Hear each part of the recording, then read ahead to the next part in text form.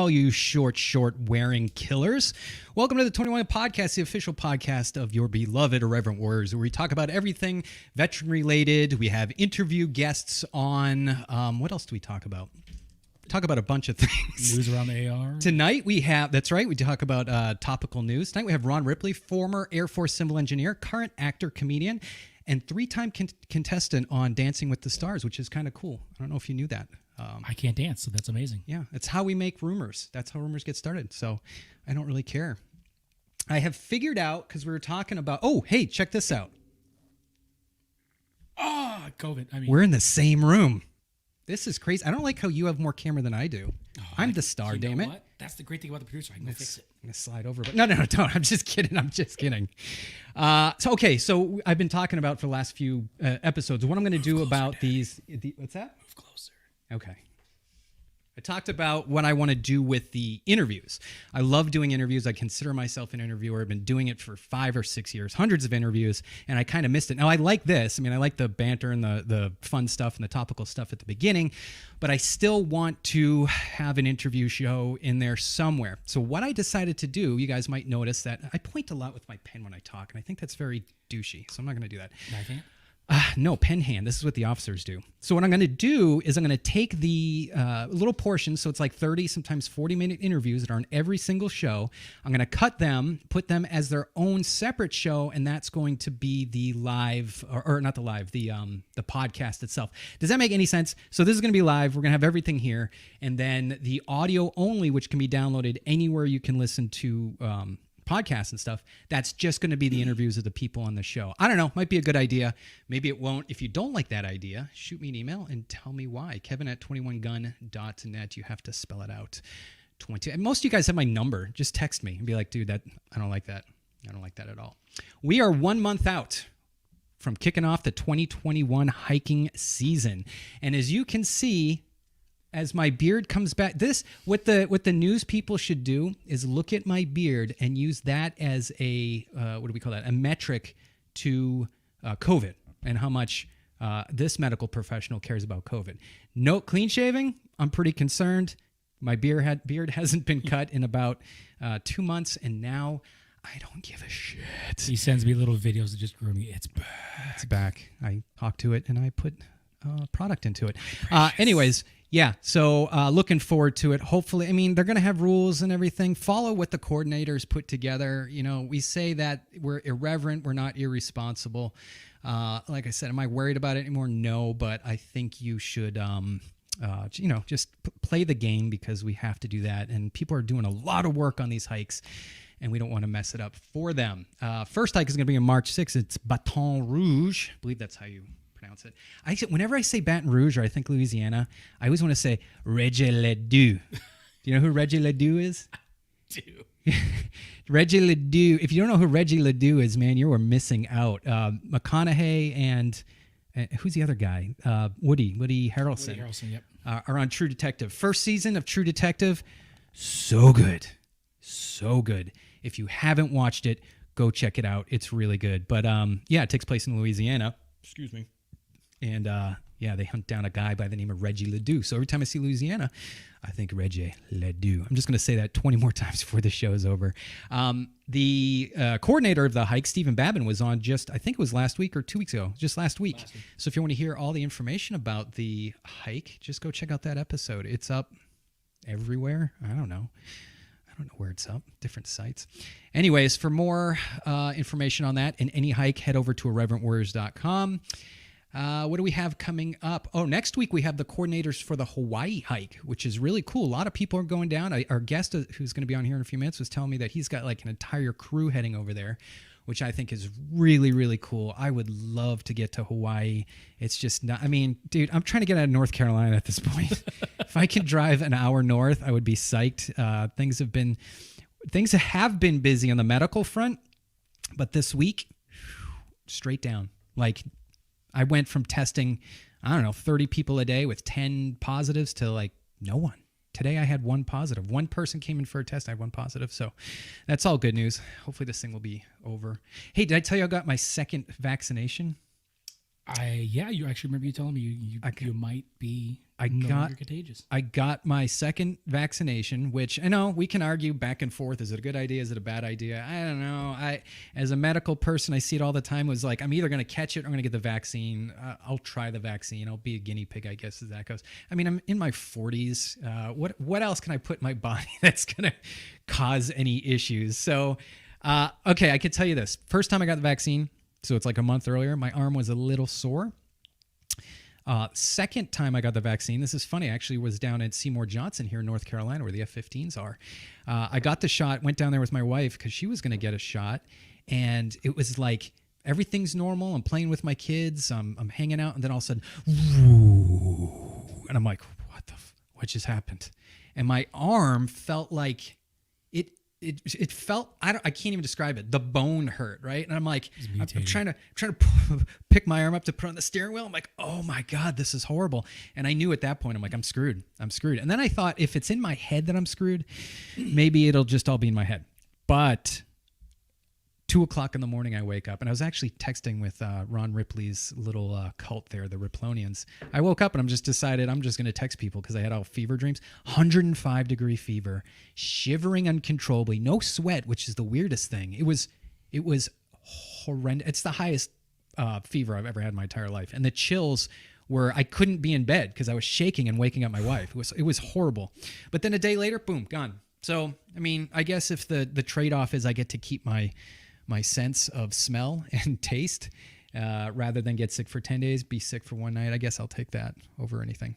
Okay, I'm not going to lie. For a second there, when you were telling about your arm, like really starting to have an issue, I thought your wife was going to walk up and you'd be like, oh my God, my arm, look at these guns. I thought you were going to go for that, and it didn't come. That sounds like something that I would do. That's why I said it. We have a guy coming on pretty soon. His name is Dan Gabriel. He directed a film called Mosul. Guys can check out. There's a Blu-ray of Mosul. If you have seen it, I've seen it. It's fantastic. That's why I reached out to him. What I'm thinking about doing, because he gave me a stack of these DVDs and what are these called? Blu-rays. I'm going to give them out to you guys. How can I do that though? Maybe someone can put a comment in here and we'll just pick random. That's what we'll do. Comment on the show and I'll just pick I don't know, a couple random people, and we will send you this Mosul film. Really, really good. These guys were. Mosul was insane. There was a movie out too, where it was a series called Hunting ISIS, and the combat footage they had on that was unbelievable. It was, I shit you not, it was what the hell? It was like Mad Max. Like these Iraqi, I guess they were Peshmerga. They were a bunch of like local folks. What's that? We got our first one. First rule of dibs. First rule of dibs. Matt Reeves. Don't call him Matt. Call him Matthew. Okay, I'll send one to you, buddy. Now I lost my train of thought. Oh, yeah. So this guy, this little Iraqi guy walks around with his camera and he films them just charging across this plane. And ISIS it was like old school. ISIS is heading towards them and they just clash. Shit's blowing up. La boom, la boom. I'm like, that is some crazy World War I shit there. So Mosul, second taking of Mosul. We gave it away. They took it and we took it back. He's going to be a great interview. He's going to be on, I don't know, in a few months. But yeah, I can't wait to have him on. I think that's it. I don't really have any more announcements. Short announcements this week. Keep my eye on the time. Okay, good. We got some time. Oh, plenty. Something funny happened to me. I accidentally trolled the Facebook page. The Irreverent. Did you hear about this? I did, because you texted me like I fucked up. Yeah. So we are a non-political show. However, we as military members, we swore to protect the Constitution. And so I thought I was on my own Facebook page, and I put a little constitutional quote on there. Oops. And then I get home and there's like 400 whatever that's called, 400 comments in front. I'm like, whoa, people really like me. And then I look and I'm like, oh my God, what did I just do? Luckily it wasn't really, I mean, it was political, but it wasn't. And my apologies. I didn't mean to do that. It was totally on accident.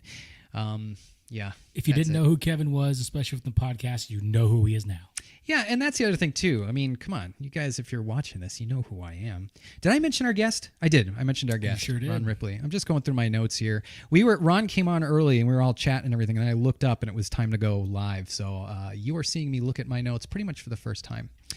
I want to talk about the movie Greyhound for a moment. Have you heard of the movie Greyhound? You told me about it last week, and I forgot to watch it. A lot of people haven't heard about it. It's on Apple TV, Tom Hanks flick. Now, it came out last year, and it must have been one of those movies that were going to be on the big screen, but COVID, right? So I think Apple TV picked it up, and so I watched it on my iPhone, right, little screen. I'm like, yeah, it's a good flick. I mean, it's a good story. There's nothing to complain about it. Then a couple nights ago, I sat down I built a home theater, and I sat down with the surround sound and I watched it. Holy shit. I think after watching that, I'm officially a World War II veteran now. I think I have World War II. So you weren't after 1917? Oh, that's one. Oh, yeah, I forgot about that. I'm a veteran of many wars now. Iraq, Afghanistan, Horn of Africa, World War I, World War II. Oh, I saw lots of Vietnam movies, too. So I'm going to put that on there. Yeah, you're looking at a legend. Anyways, yeah, pull up the Greyhound, what do you call it, trailer. It should be on there. Check this. You don't have to play the whole thing out.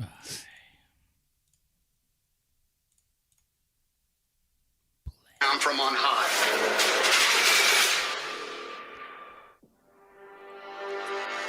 It was not in theaters. It says theaters, but it wasn't. Dear Lord, let your holy angel be with me, that the evil foe may have no power over me. It's so good. Into your hands I commend myself, my body and soul. Amen.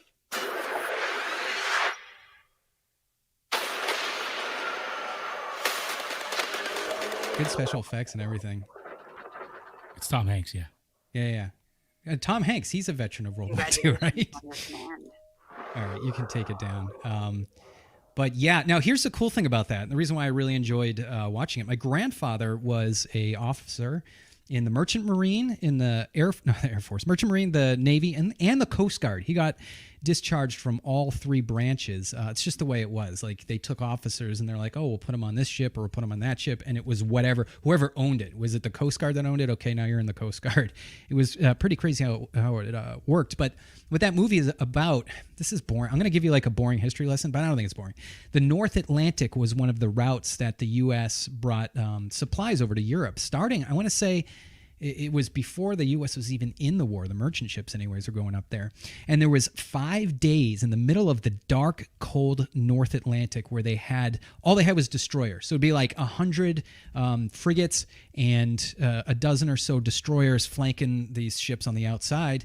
And their whole task was to keep them alive from the wolf pack. And the wolf pack were these U-boats, these German U-boats that would just pick them off. Bing, bing. And it's so creepy because they would just pop up and they could see them, and they would just like you would see like sharks or whatever, they would just swim around, and then they would come in, they would attack, sink a bunch of ships, and they would get depth charges. It's crazy. It's insane. My grandfather, he survived through all that. He was, at one point they hit an iceberg in the North Atlantic ship. And I don't talk Navy, so I don't know any of this, but the ship listed 15 to 20 degrees on port side. I'm making that up. Could be starboard. I don't even know what that means. But it was listing, and only one engine was working, or one propeller. So they had to turn around and head back to New York Harbor. And a U-boat was tracking them the whole way. And they were trying to zigzag, but they weren't going as fast as they could go. And they made it back to New York alive. So when I saw that, right, he had told me the story, but I was never really, I don't know. I just didn't really know what they went through. Holy crap. Now he's dead. This is the thing. This is why we got to talk to our veterans, because I would after watching that, I would love to sit down and just really pick his brain about what it was like in the ships and going through all that. Hell of a story. Yeah. That's for damn sure. It's insane. That he's got like more. He's got that's just one. He was hit by an ME 109 in I can't remember. It was outside of Italy. They called it the European Pearl Harbor because it's outside of the Adriatic Sea in Italy.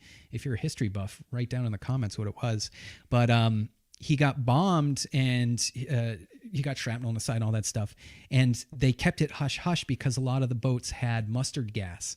And they weren't going to use it, right? It was like outlawed in that war, but they had it just in case the Germans started using it. And so it killed a bunch of people in that town. And so America was like, let's not talk about this. But yeah, cool guy. Really calm, really collected. I don't know how he would sleep at night with all that shit that he sees. So yeah, call your dad if he's a Vietnam vet. Give him a talking to. Your aunts, your uncles, anyone who is in there. Next thing, I think that's it. Before we bring up our guest. It's 8:15. Well, we can do one thing. Here's something that I talk to a lot of you guys, a lot of you irreverent warriors, and you guys talk a lot about streaming your gaming, right? You guys are gaming streaming. I'm going to boomer out on this because I can't look it. I grew up with the first game I ever played. I shit you not, was Pong. Right, it was just about to say Pong. It was Pong. My uncle had a Pong machine. I was probably 5 years old, and then after that, I think a neighbor had Atari. But like the games were like you played a couple screens that were all the same, and then you were done. You're like, okay, let's go out and play baseball. I always try to, not always, but I mean, in my life, I had a PlayStation 1. My kids have a Switch, but here's the thing. I have the Oculus. This is the guy who says he doesn't like video games. I have the Oculus just because I think it's really cool to go in these weird worlds. I just started playing Saints and Sinners, which is like a Walking Dead sort of game where you go in there and, dude, okay, listen, you guys have to explain this to me. It's work. It's like shit I have to do. I go into this game and it's like you got to build guns, you got to build weapons. Now you got to go out and get the weapons, you got to get the materials, and then you got to forge the materials. And I'm like, what? I get so much shit I got to go during the day. I don't want to have to go to work at night on a stupid game. So do you know what? I don't get it. And don't even try to convince me. I have no idea why you adults are playing video games for hours on end. I can't figure that out. Maybe Jeremy can explain it. I mean, it's a good avenue of just kind of getting out of your head. It's either a good way to shoot people, not in real life, please don't. It's a fantasy world. It's just to kind of escape. And on top of that, for a lot of us, it is also a hand-eye coordination thing. It keeps you fun. There are games that are very flashy and very colorful, and others are just, you have like Call of Duty and stuff like that. You just go around shooting people. It's a good time. It depends on what it is. I sent you the link to the Saints and Sinners. I mean, I'm not gonna.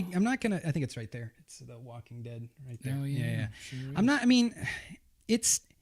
I don't know. Check out this trailer for it. I mean, it's interesting, and that's why I have a VR thing, because there's a lot of cool stuff you can do. And so when you do this, you're like looking around, and the shit's behind you, like literally behind you and above you.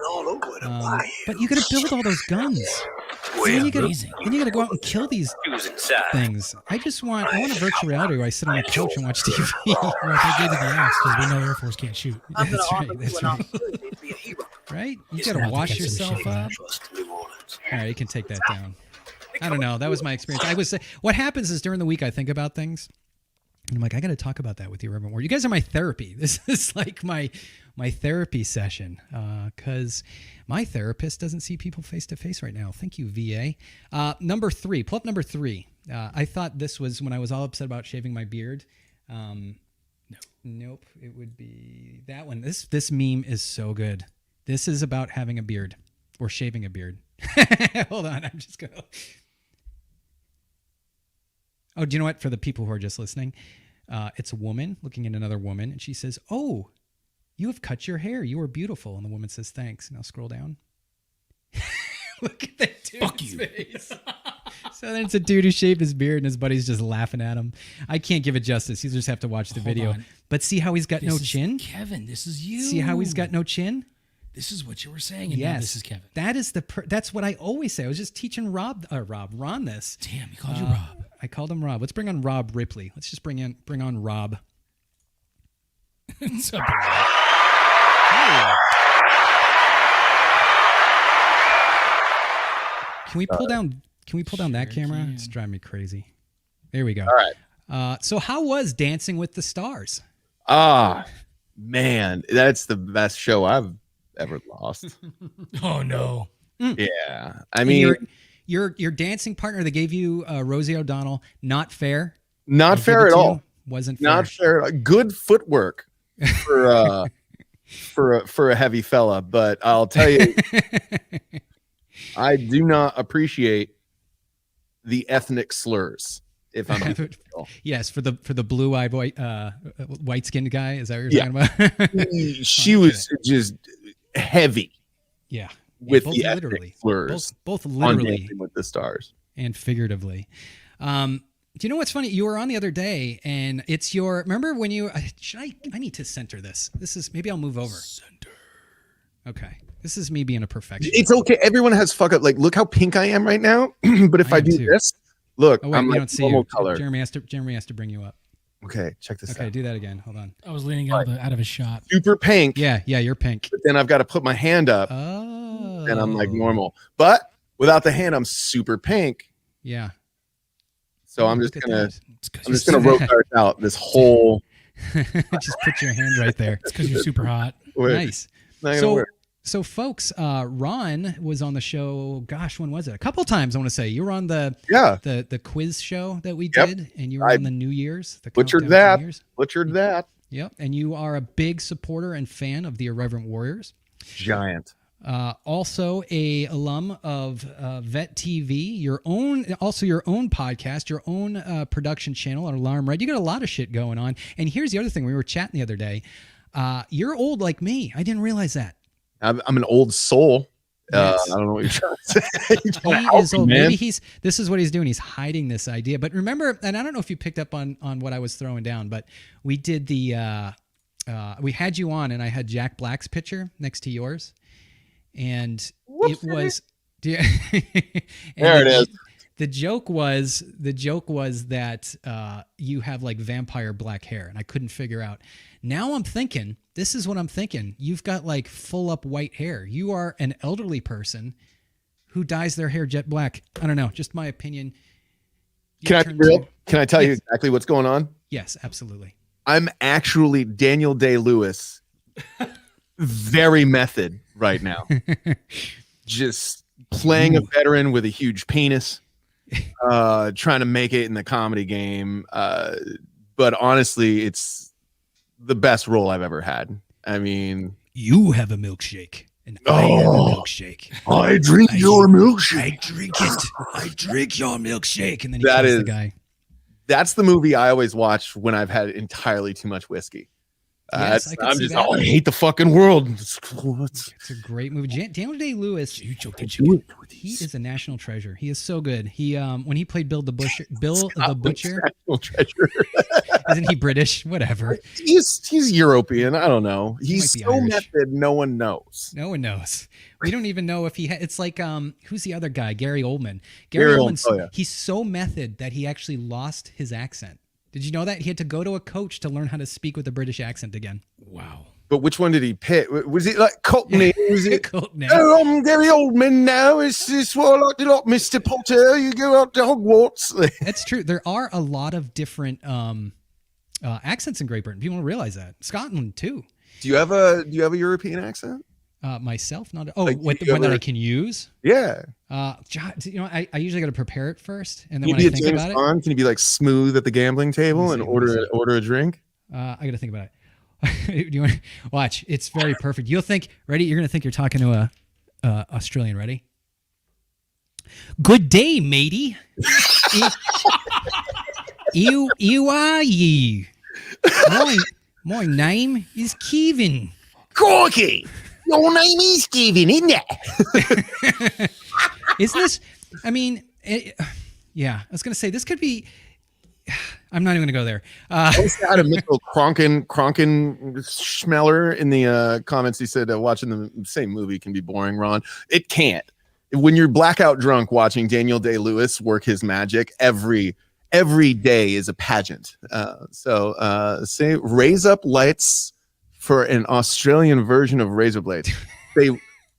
Say raise up lights for an Australian raise up lights. Here, want to hear something cool? Raise up lights. Raise up. That's funny. Raise up lights. Hey, what are you shaving your face with? Oh, you got some razor lights. Raise up light. That's funny. Say beer can in a British accent and try not to say bacon at the same time in a Jamaican accent. Go. Beer can. No, you just said bacon. Say beer can in a British accent. I'd like to say that this is quite a lovely beer can. No, you keep saying beer can, not bacon. Bacon. Jamaican. No. Beer can, man. Can a white guy do a Jamaican? I don't know. That's what got Adrian Brody thrown off Saturday Night Live. So no, I say you can. I absolutely say you can. It's an accent. It's not. Bacon? Making fun Beakin? of any- Yeah. Beakin. I don't know. Accents in voiceovers are fun to me. Oh yeah. I love playing with inflections and Luke Skywalker is like he's been in Mark 3 Hamill. movies and 4,000 cartoons.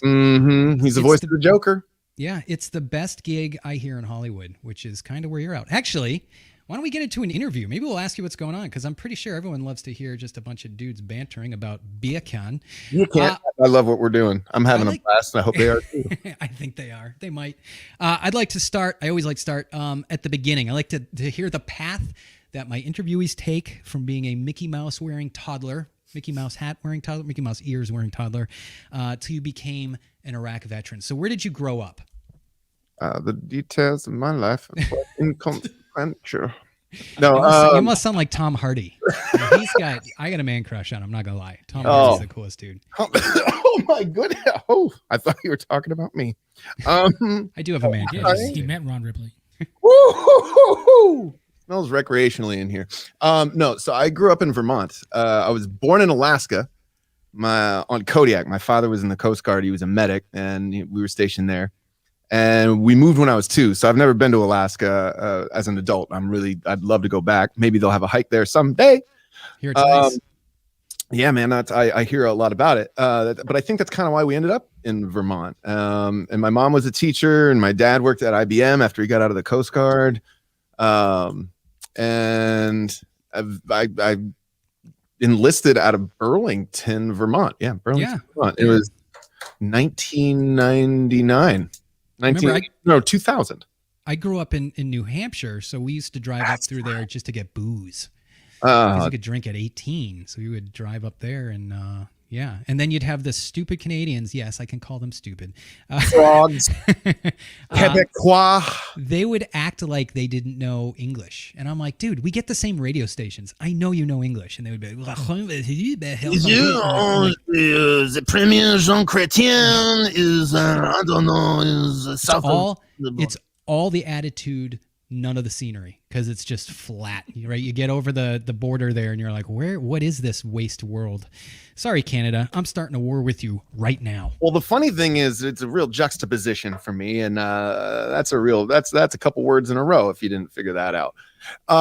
Where I grew up in Vermont is you could walk to New York or Canada in like 20 minutes. Wow. We're that close to each border. Now in San Diego, I'm like that close to Tijuana and stuff like that. Talk about the complete opposite, right? Northeast, southwest. Exactly, which is why I feel I get the bougie entitledness that the Quebec has over Vermont and New Hampshire. Not so much Maine. Maine does their own thing. Yeah, they're like a separate country.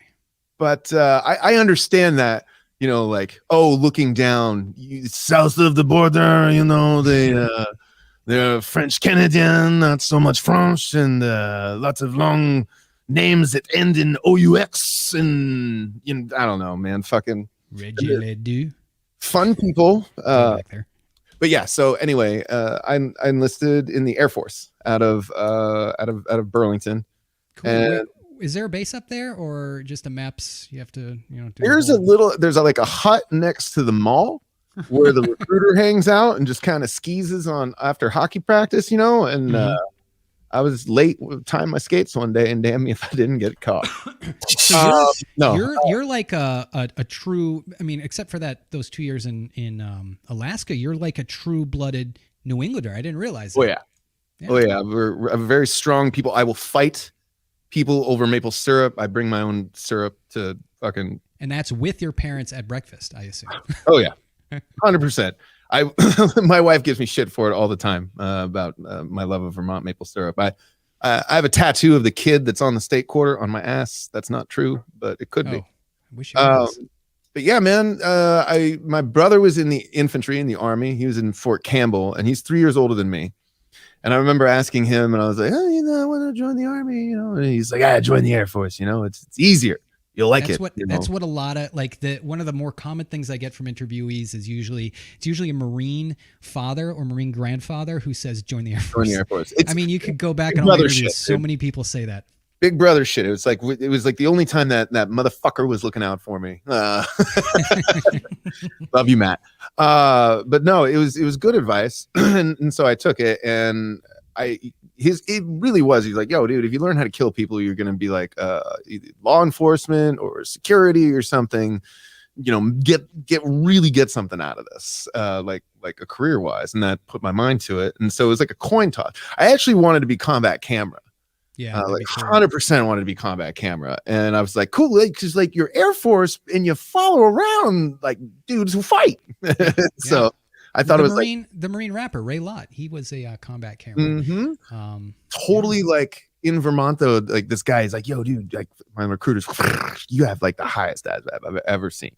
You can have any job you want in the Air Force, dude. What do you want to do? I was like, combat camera. He's like, you can have any other job you want in the Air Force. What do you think?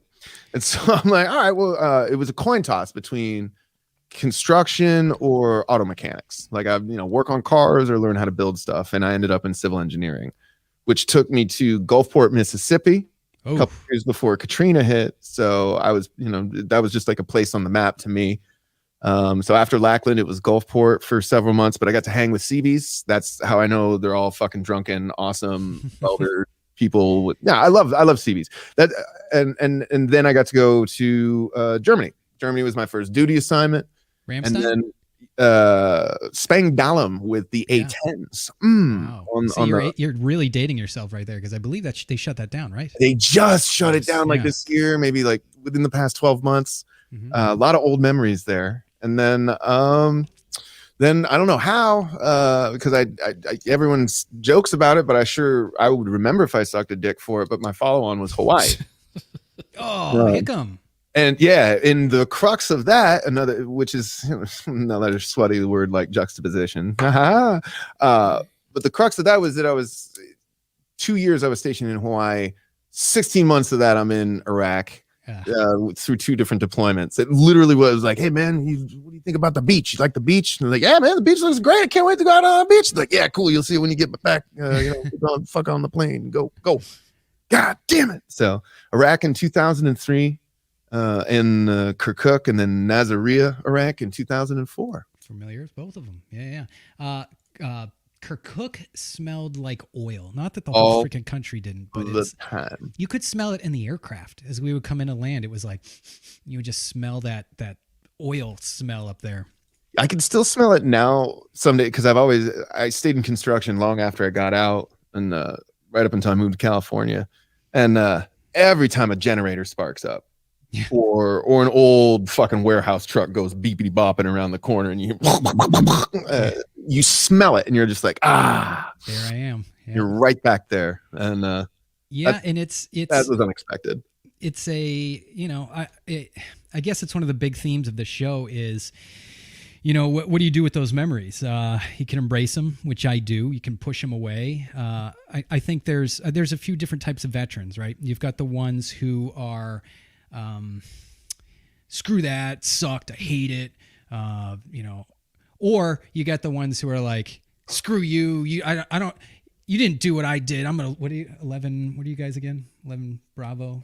Oh no, you weren't one. What's the infantry guys? 11 Bravo. Okay, 11 Bravo. I'm picking on the infantry guys. Screw you, man. What did you do? And then there's the other ones who are like, they just accept it. They're just like, yeah. I mean, it's something I did. It was a part of my life. It's something that I carry with me, and I don't know. Where would you fall? I guess in that spectrum. It's it's a good question. I think it's kind of something like one of those. I love and hate it equally. Okay. I had a blast. Learned a lot about myself. I always tell people, like, I've heard a lot of people to know what I know about life, and that really translates into, like, I don't like hurting people. I don't think I really ever did. Maybe there was a part of me that was like, but that was a very fleeting moment, very immature moment. But yeah, I think the Air Force kind of grew me up in a lot of ways. Yeah. And I definitely don't hate it. I think it's like an ex-lover, right? Like we had some wild times, right? We did some experimenting, things got a little wild. That fucking bitch set me on fire 3 times. I would never go back. We had some wild times, all right. Never go back. He's dangerous. When you dude, you're so right. Like the funny thing is too, like to this day, I had two things here. To this day, I wish I was back, right? You think about it, you're like, man, I wish I was back there. I wish I was back with my air crew and we were still doing missions. And then when you really think about it, think about all the shit that sucked while you're there. And you're like, oh, you know what? I'm kind of glad that's over. So, and I think that's healthy because it makes you think of the good stuff. The other, I just lost my train of thought with the other thing, but there was the embracing the sucky things. And then, and the other thing too is guys our age. I'm going to keep throwing that at you, brother.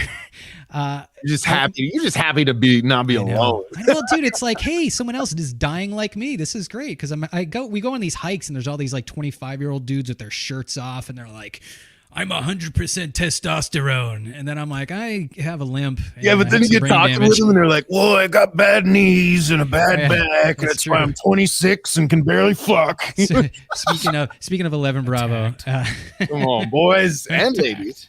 That's right. But I miss a lot of the stuff about them. Like, I love that feeling of hanging with the gang and that feeling of being indestructible when you're with a group of cohorts, and then I think that what I've really taken from it mostly is, especially in entertainment, is there's a level of accountability that I just don't fuck with, like as I pursue entertainment as a veteran, I know that it's entirely possible for me to be standing before the fucking man at any goddamn moment because somebody misinterprets something. Sure. So I'm very much like the old Keanu Reeves, like, hey, let's take pictures. All right. Boom. There's a lot of ways to die. Ron Ripley ain't going out that way. But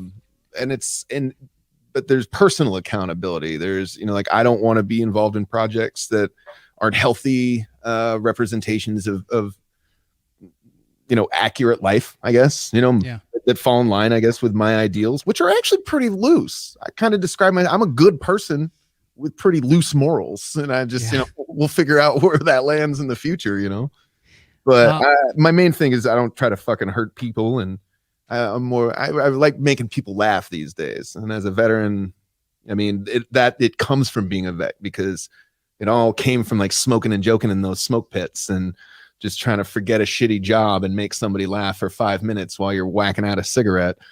And then maybe you'll create a voice or something, and you'll do voices and goof off and do in jokes, because civil engineering is all outside. I never had to work in a cubicle. I never had to deal with. Nice. Yeah. You could be pretty foul out there. They when I was medically retired, my commander was like, "We want to keep you in. You're a good officer." And I was like, "What am I going to be doing?" He's like, "Well, we can put you up at wing. You can be a wing executive officer." I'm like, "Nope. What is that?" The XO, the executive officer, you're the commander's smartphone, right? Yeah. Basically, think about everything you do with your smartphone. Pass. That's what your XO is, and it's hard pass. Oh, it's bad. You eat a lot of shit, and you have to do a lot of fake smiling and stuff. What was your biggest misconception about? And we'll say like your thoughts about, hey, this is what the Air Force is going to be, and this is what it was. It's that's an interesting question too. It's hard because I've heard so many. Here's what I learned about the military. Let's preface this with this. I never heard it got better from the day I get to my first base and I talk to the old guys. They're like, man, you should have seen what you get away with. Oh, now you can't do anything. Yeah. By the day I left that installation, I was telling you guys, like, man, you could have seen what we fucking got away with. And then it'd be like, oh, shit, dude, fucking deja vu. Every single base was like that. The entirety of the military was like that. The dudes that I know that stayed in after I was like, peace, they had great careers. But I talk to them now and they're like, man, you can't believe some of the shit we can't get away with today. So it changed, it developed, it evolved like the way the military should. But they made it the 20 years. I didn't. And that's what I learned about it, is that it just never got any better. So now I think about the younger guys that are coming in today that, some of them went to Iraq 10 years after I was there, and their Iraq is entirely different than my Iraq. Oh, sure. Yeah. And that's something you're like, holy shit. same war, different generations, Isn't that crazy? 2 different perspectives. That like if I meet them in a bar 30 years down the road, oh, we were in Iraq 10 years apart. Fuck, 2 different stories. Yeah. 2 different missions. It's a crazy thing. Dude, 20-year wars just should not happen. Or right at this point, 21 or whatever we're at. It's just like I was Roman substitute teaching. with the way is up there just shaking his head like about 20. Yeah. What was the 100-year war? I forget who did that one, but here's a common question I like to ask. Day 1, you're a civilian. Your alarm goes off. What next? Well, that's funny. Okay, well, I'm a comedian. I don't like to get fucked with before noon. That's just straight up. I will actually. Oh my goodness, I think I want to backtrack on your last question because we were. What was different about the Air Force than I expected? Oh, right. Okay. Yeah. Because that was like the preface thing that things had always gotten more difficult. And I think the thing that I expected was that it was going to be easy, and that's what my brother told me. Yeah, it's going to be easier. And when I got to Iraq, dude, I got smoked. Like there was no cush lifestyle. Yeah, yes, there was air conditioning while we slept. That's fucking cush. I'm not debating that. Yeah. But I still like I mean, I don't think anybody that's ever deployed can't relate to the idea of like, dude, I was dead where I stood, fucking tired. Like you like literally like, hey man, thanks for parking at Chow. You just like you collapse during exhaustion. That was one thing that I think that I mean, I knew the military was going to be tough, but to be able to train your body to live with that threshold of point of being about to collapse from exhaustion, but still process and function. That was what I didn't get. Coffee and tobacco, man. Coffee and tobacco. And and all of it, everything. And then first thing that goes off in the morning, the alarm goes off in the morning. As a civilian, oh man, it's so nice because I get to sleep in. It's awesome. Yeah. Entertainers work at night.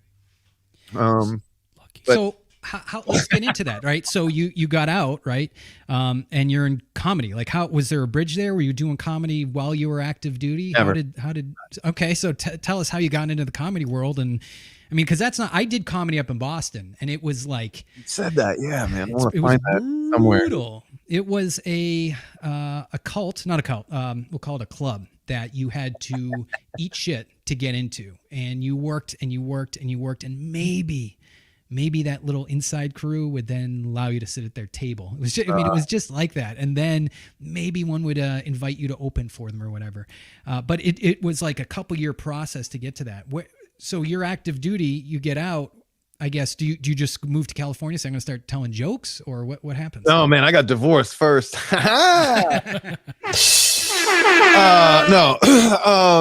I did. I when I got out, it was like 05. So I was in from 2000 to 05.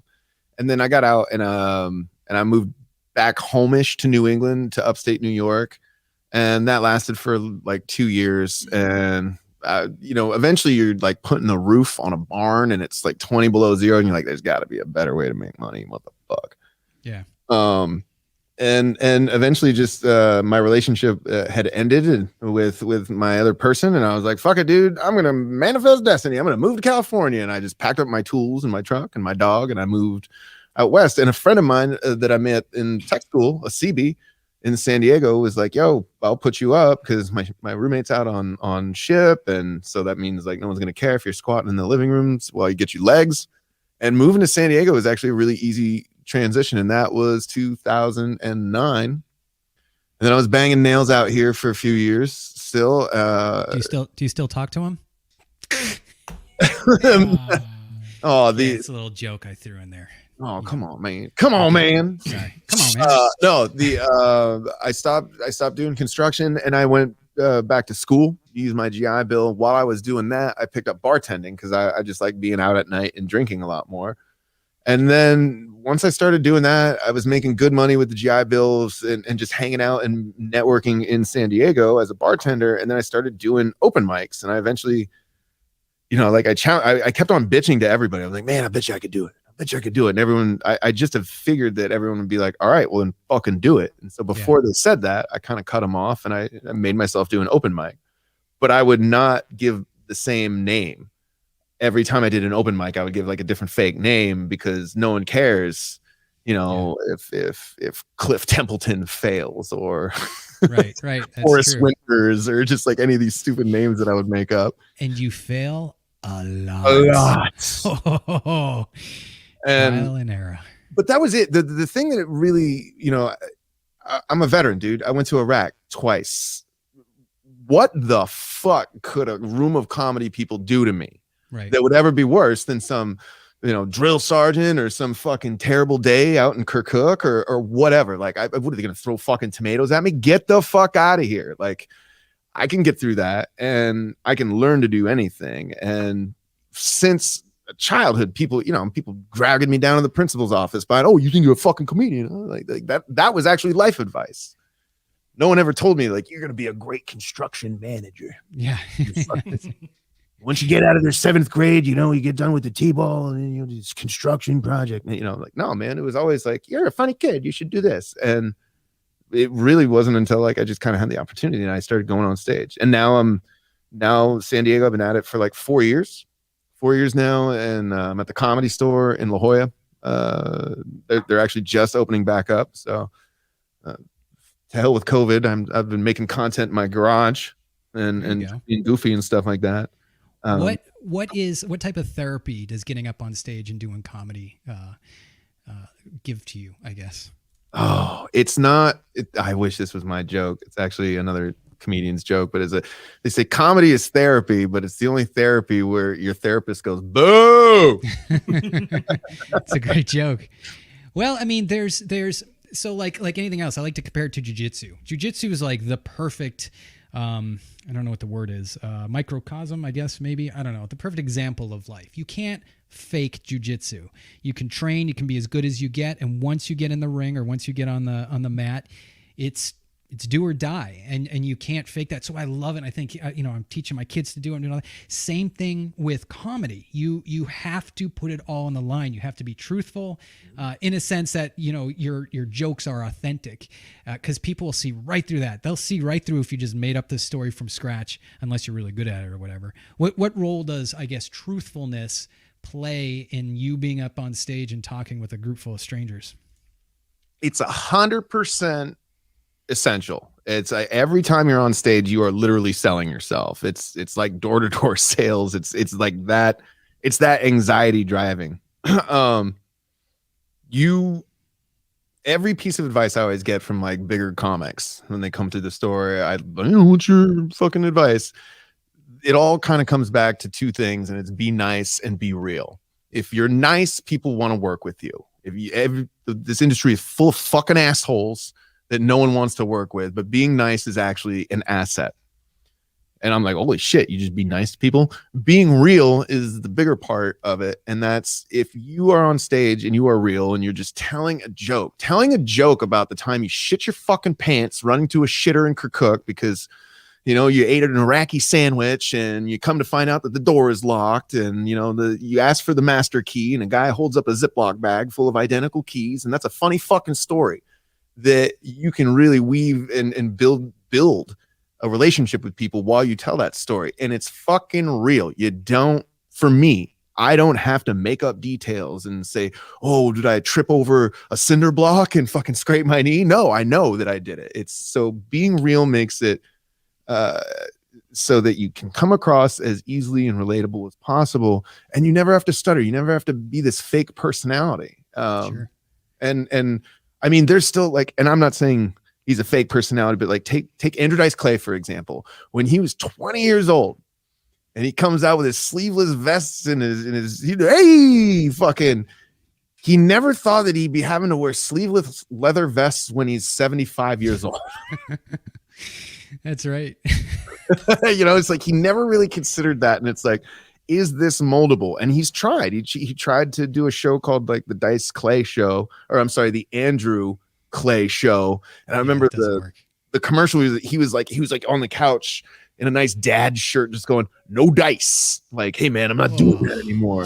And it bombed, man. Fucking nobody watched that show. And so You know, he went back to doing his thing. And, you know, you think of like Larry the Cable Guy. He can't walk through a fucking airport without some nad jarber going, get her down. And he's like, thank you, I like money. You know, like, like, and that's all. It's not disingenuine, but it is a character. So you think about stuff like that, about how. And you can't get out of it. Like what you're saying. I just watched a movie with Rainn Wilson, who's Dwight Schrute. Yeah. And the whole movie, I'm like, oh, check it out. Dwight Schrute's a mass murderer in this one. Or he's been in a couple. He was in some TV show lately. But still, I mean, it's like, but the same thing. Talk about guys that break the mold, what about Robert Pattinson, that fucking little Twilight bastard? I want to see him as Batman so bad. Go you. I'm not a DC guy. I'm not so much either, but I really like Batman, and I think that kid could pull it off. And he's not a kid anymore. And I don't know if you saw The Lighthouse, but that's kind of like a Daniel Day-Lewis type role for him. I didn't see it. I saw the previews. I'm like, I don't know. Him and William Dafoe together just fucking so good. It blew my mind. It's good. It's fantastic. I enjoyed it. Which is I have to watch it. We have to get drunk and watch The Lighthouse together. All right. What? All right. Game on. We'll do it. We'll live stream. We used to do live stream movies until they kicked us off. Yeah, I mean, apparently there's copyrights. There's a lot of copy. It's funny because I made a Lighthouse parody where I wrote myself into The Lighthouse. It's a black and white film. Yeah. And so I had another time where I had a beard and I just made myself look like a scraggly lighthouse keeper. And there's a scene where Robert Pattinson and William Dafoe are going back and forth saying what? It's like, what? It's a very popular scene in the movie. I wrote myself into that scene. And that is the one thing that always gets flagged. I've always tried to play it, and apparently it gets taken down on Facebook. It gets taken down on YouTube. And now I gotta watch that. Now I gotta watch Lighthouse. You absolutely must, sir. I still have. All right, we'll ask this question. This always happens. I get like 7,000 questions, and we get through 2 of them. You have me all night. I have no place else to be. Okay, great. We'll be on till midnight, everyone. Stay tuned. This is our first break. Does military humor, right? So you think about the dark military humor that we can all have, especially when you're in a civilian job like myself, surrounded by a bunch of non-vets. It's like someone says something and, the akin to that's what she said, but you want to just be vicious and you're like, no, I can't. It's so rough. Does military humor, does this drive civilians away, do you think, to who we are? Because people think of veterans as like their stoic granddad who, I don't know, was just, he didn't talk about it or anything. Then our generation comes in and we're just like, blah, blah. We're talking and we're making jokes and we're kind of a very talkative group of veterans. I don't know. It either helps us as a group or it makes civilians get annoyed by us and turned off by our culture. Cool question. I think Vietnam had a lot to do with it, how people would come back, guys would come back changed. Yeah. Same right back to World War II, everyone's grandpa or grandma would say, oh, he's just not the same after the war. And people expect that.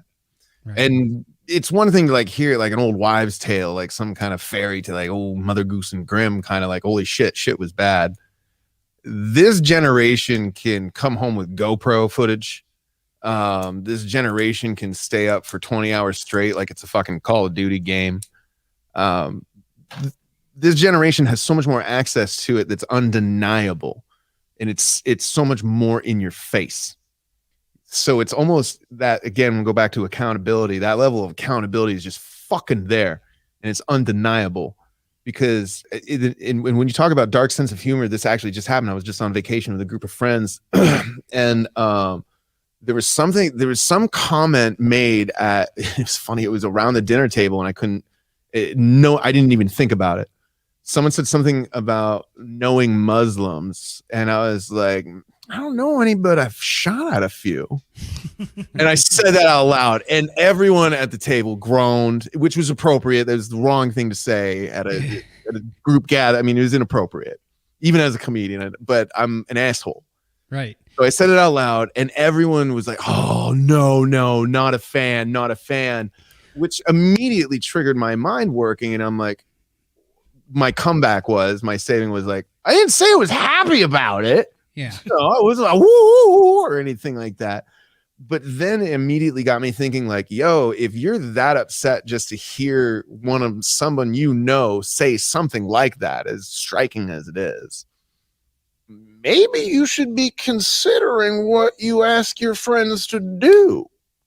Because I mean, and that's kind of like the thing where it goes to like the honor of being veterans is like we get to go through these whole things that change us, and we get to see these awful shitty shits, while our friends get to go to these, you know, big group gatherings and say like, oh, that's not appropriate. Yeah. And it's like, cool. Well, now maybe you can take some accountability, you know, while you're sitting there arguing about who to vote for.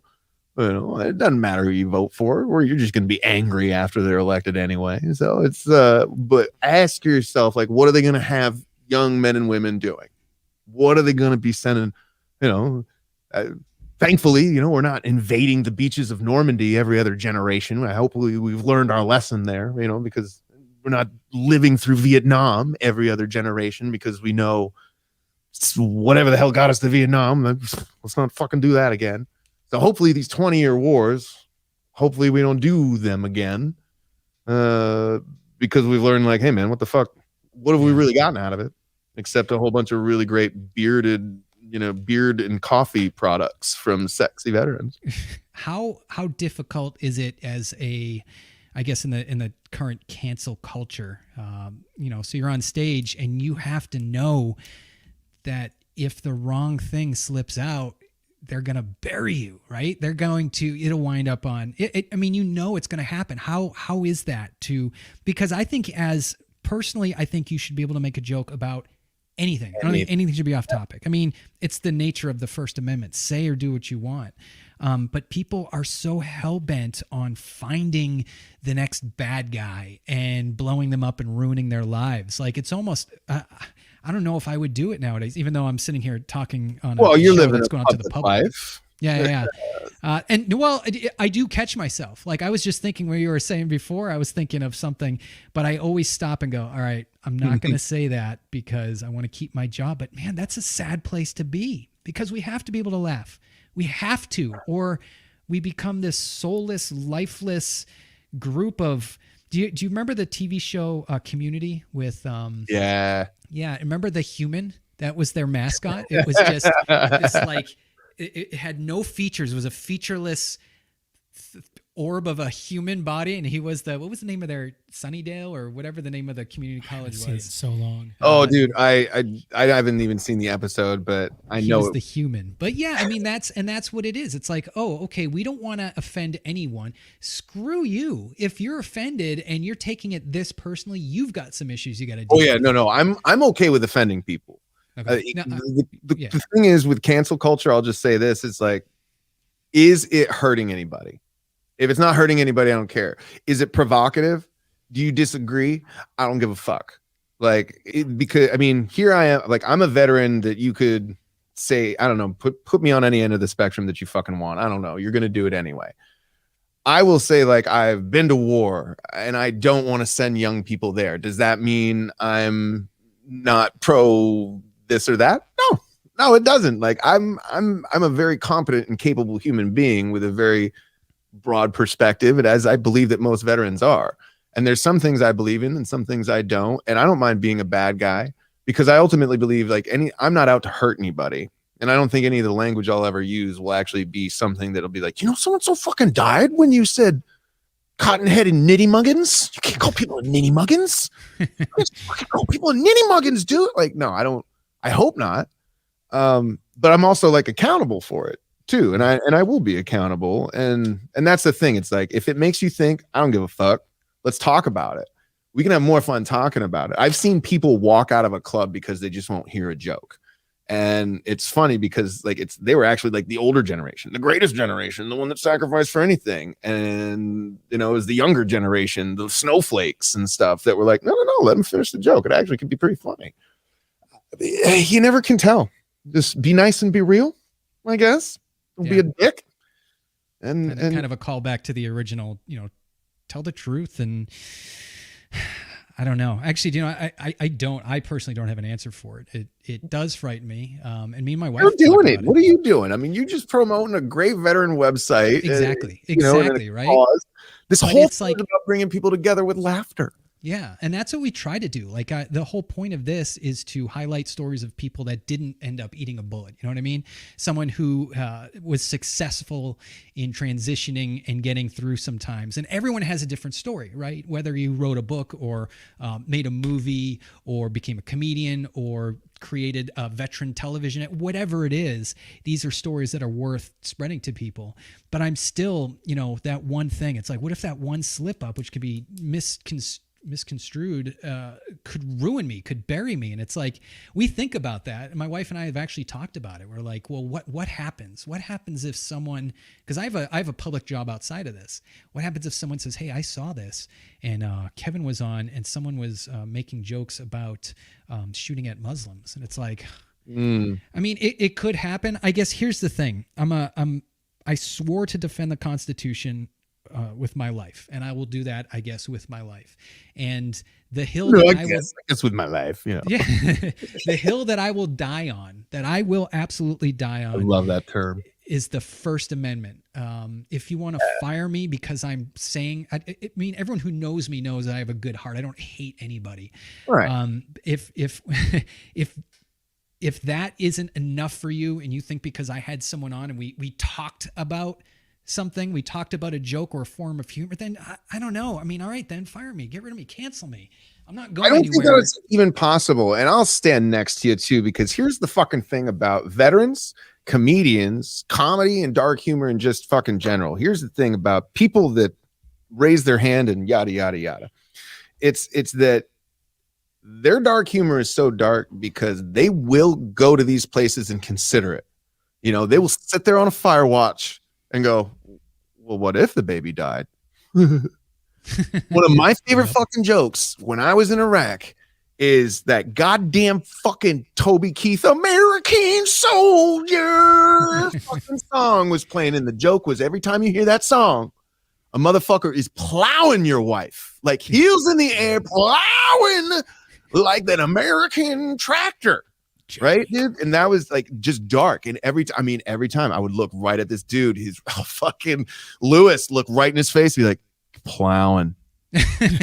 Right now. But see, it's making me laugh. I'm sure people are watching this and making are laughing. It made and that's Lewis what it's all laugh about. eventually. That's what it's all about. And it's savage. And you can take that anywhere. It's people who have to deal with the roughest of fucking shit. And right now, I'll bet you can even pull it out to people. You started out the broadcast saying like, what, you only got one diagnosis today when it was like 30 last week or something. Yeah.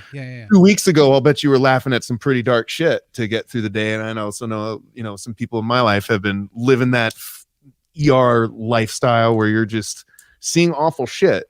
And if you go this long, quarantine, lockdown, pandemic, if you have a job in that kind of industry, or even if you're just staying at home, I'll bet you if you're staying at home teaching your fucking kids and you're a veteran, you've thought some dark shit. Oh yeah. Oh man. Like one of my buddy, I'll leave you with this. This is like one of those dark jokes, and I'd like to believe that a veteran wrote this, but a veteran, he's a comedian, and he said he liked to do crowd work. And he would ask people how long they've been married. How long you been married? How long you been married? And whatever the answer is 40 years. 40 years you've been married. 40 years. Let me ask you something, sir. If you killed that bitch on your wedding night, you'd have been a free man fucking 20 years ago. Mm-hmm. And then you just hear the crowd like, and then you see the man just like, I've been free like 20 years. He never did the math, and that's such a savage joke. And I'd like to believe that some veteran wrote that, if not just a really happily married man. Yeah, I work in the county, so I have a lot of patients who are like child support, not child. What are the ones they go in where kids are hurt and stuff, and these The guys ones are where like no adults care, apparently. I don't there's know. a name, child services, child protective services, and they're like, those are some savage people. Like I've spoken with them, and they're like, you have to have the dark, or I would kill myself. I mean, and I agree with that. And I think it's human nature. It's human nature to laugh at things that would make other people go into a dark corner and cower because, and maybe these are the things that do that. The intrusive thoughts, So like I think most combat veterans have the intrusive thought issue where like you're hanging out with your kids and then you're like, oh, what if one was just to suddenly have his arm chopped off? And then you're thinking in your head, all right, well, I would do, and like your brain decides that, hey, I'm going to give you throughout the day, I don't care where you're at. Oh, this is great. You're at a splash pad with your 6-year-old. Check this out. What if a car plows through there? What are you going to do? And it's like constantly your brain's like, oh, fuck, are you doing this to me again? Yep. All right, let's do this. Let's do that. You know what I mean? Well, you never forget your first quinceanera, whatever. But that's what you go, you can absorb all that and just, I mean, it's mentally, it's not good for you, or you laugh at it and you come up with ways to laugh about it because I don't know. I mean, those are your two choices. It's going to eat you up, or you learn how to get rid of intrusive thoughts, which I don't know how the hell to do that. No idea. If you guys know how to get rid of random intrusive thoughts of horror, not even my therapist. My therapist is like, oh, you do this, and none of that shit works. It's just think of my buddy used to have intrusive. this. Yeah, I guess that could be it. My buddy used to have this good idea about dropping acid. He said if you ever have a bad acid trip, you should just start thinking about pornography. And I was like, all right, it kind of makes sense, And he justified it with, it's kind of hard for your mind to go to a dark, awful, weird place when you're aroused. Yeah, I guess that makes sense. Whatever is sexy to you. Except if you're at the beach when this happens, now you're walking around with a boner, which wouldn't be. You can just hide it under your trench coat, dude. At the beach. Don't worry about it. They're like, you try to do the waistband tuck, and everyone's like, why do you have a mushroom in your pocket? Is that a backpack sling? What is that? Just a dick. What is going on? Is that a cell phone clip? What's that? That's my penis. Saw some bad shit in Iraq, and now it's my penis. Oh, dude, right, man.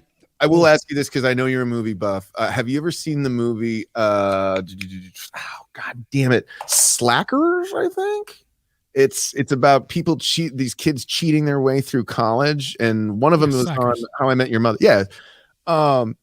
In the first opening scene of that movie, they fake hitting a FedEx truck, hitting a student on a bike, and the FedEx driver hops out. And when he realizes he's being joshed, he just yells at the kids. He goes, "I was in Iraq, mister." And I saw that in high school, and I was like, and then I realized, like, my first tour in Iraq, I'm like, oh, bro, fuck. Now I get it. I'm gonna be that fucking dude, and yeah, it's happened at least 400 fucking times since I've been out. Awesome. So we're all doomed to this awesome life of being vets. And I wouldn't give it up at all. Not even, I mean, with all the stuff I went through, I was just thinking about this the other day. Like, would I go back and not have to deal with, PTS or TBI or any of the stuff that I went through? No, because it makes me STD.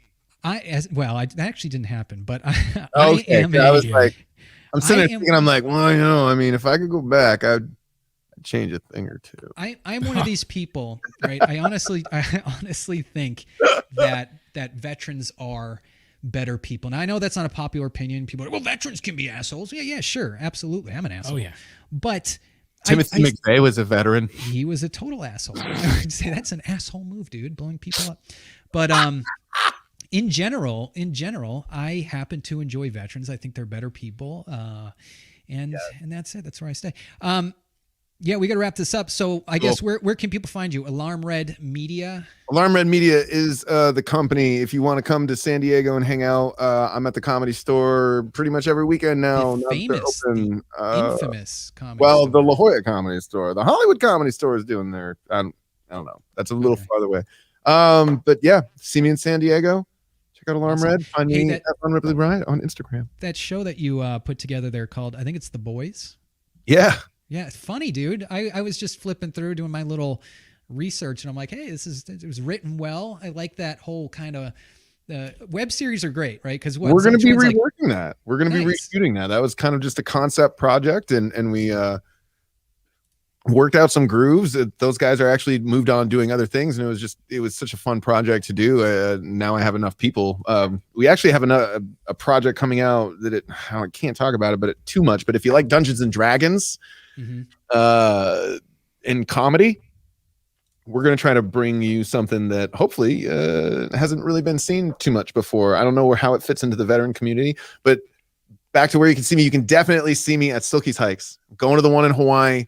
Nice. Hopefully the one in Palm Springs. That might be my wife and my anniversary, so I might get divorced that weekend. Who knows? Nice. And then, yeah, man, anytime I can get out, LA is going to be one, and I have to get out, and we have to touch mustaches, dude. We have Absolutely. to like Absolutely. Remember, I'm immune now. I'm immune to any of these weird diseases. Hey, let's do a quick shout out to the Riplonians. All of them. What the hell does that mean, Riplonians? Explain it to me. I still don't know what it means. Oh, dude. Oh my God. Well, hey, Ben Rodriguez, Silkies, the Riplonians. They're just like, they're the awesomest fans that any comedian could ever ask for. Like, dude, this is a great story. The Hawaii hike that we're going to, it's going to be like a Riplonian retreat. We've got about a dozen people going there. One of our boys, Buddinger, he's a firefighter in New Jersey. That poor bastard's buried under fucking snow right now. Whoops. He's been hard up because COVID fucked everything up in his community. So he's just been hanging out, and he's had hard times, and we're trying to get him out there. So if you go to alarmredmedia.com, go to our merchandise site, there's a tank top that you can get for Buddinger. It's called the Buddinger tank top. Nice. And all that money is we're going to get him a plane ticket to come out to Hawaii, because we've got like 20 Riplonians. Yeah. We're all staying there for hopefully around a week. We're going to be centered around the IW hike, because we're going to be doing that. I've got a boy that I went to Iraq with that I'm going to connect with out there. And then we're all just, the Riplonians all hung out a couple times. I took Brady, shout out to Brady, he's active duty Navy. He went to his first hike in LA with me. And he made a ton of friends, had a blast. Vegas, Gustavo, he picked up a whole bunch of people. Rob came down from Sacramento, Jackie from Texas. We all go to Vegas. Gustavo was the winner of the smartest branch. Gustavo was the smartest fucking Marine, which I never knew those words would go in a row. I know. He blew us away. He destroyed everybody. And the Navy, what was up with that? What's that dude's name? That's Wagner. No. The Navy was who the fuck was it? Was that? No. I would have to. Wagner there? I'll forgive me if he was. He'll let me know if he was gonna be there. But the Riplonians travel to hang out, and we all play games and meet and now. This is what it's all about. This is what it's all about, veterans, the modern veterans. Just the way that we keep each other together, the way that we stay connected. We don't let each other go to those dark places. And if they do go to the dark places, we're there for them. And there's no other time in history have you been able to reach just about anybody at any time, anywhere. So that's something that I always like to end the show off with is, reach out. You never know. Jackson was the Navy. That's right. Jackson was the name. Damn it. I'm sorry, Jack. Little known fact, Jackson's IQ is 72. There's Jackie. Jackie flew out from Texas to go to the Vegas one. She's going to Hawaii. Nice. People are coming in. Thank you so much for having me, dude. Absolutely. Thanks for being on, man. Yeah, you guys are fun. Amazing. I love it. We'll have you on again. Maybe we'll work out some Alarm Red 21 gun cross promotional thing or something. We can do some stuff, man. Let's get weird. Let's goof off. Absolutely. Do it. All right, man. Thanks for having me, boys. All right. Appreciate it. Take care. Wow, we went long tonight, but that's okay. That means we had a good, which camera? Which camera am I? There we go. So, we kind of talked about it right there at the end. Call, text, write. What else do we come up with? Smoke screen, bang pans together in the backyard if you have to use that. Morse code. What did the POWs? They did Morse code on the walls and stuff like that. But get in touch with your fellow veterans, people you served with. Let them know that you care and you're there. Get involved. Go to Silkies Hikes. Grab your uncle Jim Bob. He was a Vietnam veteran. Doesn't get out much, and bring him to a Silkies hike. These are the things that we got to do to help each other out with our mental health. And I don't know. It's all I got. What do you got? Other than that, just irreverentwarriors.com. Look for your hikes. Look to your social media pages, and the store is back up. So if you need Nice. new Silky gear, etc., Sierra 22 coffee, we have everything on the site. So go take a look. Nice. We're going to have Patrick, I believe, from 22 Sierra Coffee come on real good soon. So timing. it'll be How about fun. that? Yeah, I think it's next. No, next week is Dan Fahey again. It's the week after. It's the week after is Patrick, and we got a lot of. Actually, I got a lot of good shows coming up. Donut Operator and Batty, if you guys are familiar with these guys, they keep saying that they're going to be on, but we're having one of these weird. I like that, Gustavo. Hashtag the Selly. But all right, guys, take care. Call, text, do whatever. Send me an email. Kevin at 21gun, spelled out 21gun.net, and we will see you next week.